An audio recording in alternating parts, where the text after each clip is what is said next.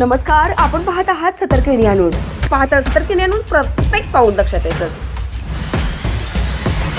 येताना देखील सांगितलेलं होतं की मी गावागावात गेलेलो आहे.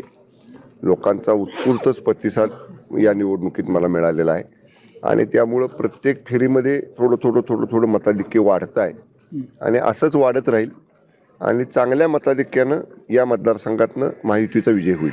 निकाल संपूर्ण हाती आल्यानंतर मी सकाळी म्हटलं तसं आमचे महायुतीचे सगळे नेते एकत्र बसतील, प्रमुख नेते, आणि ते ह्याच्या बाबतीतला निर्णय घेतील.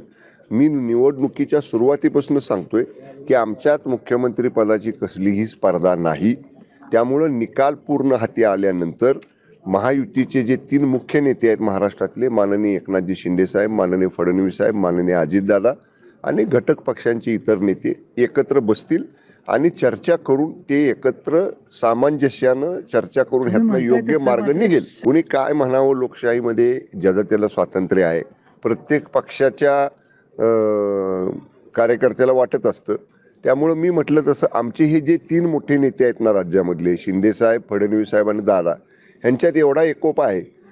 हे तिघजणं बसतील आणि एकाच बैठकीमध्ये ह्यातला मार्ग निघेल. त्यामुळं मी तुम्हाला सांगतो, आमच्यामध्ये कसलीही रस्सीकेस नाही, कसलीही स्पर्धा नाही, कसलेही हेवे दावे नाहीत. आमचं उद्दिष्ट होतं महायुतीचं बहुमत आणायचं. त्या दृष्टीनं वाटचाल सुरू आहे. आता कल आपल्याला जे दिसत आहेत ते, त्यामुळे 4-5 वाजेपर्यंत सगळे निकाल हाती येतील.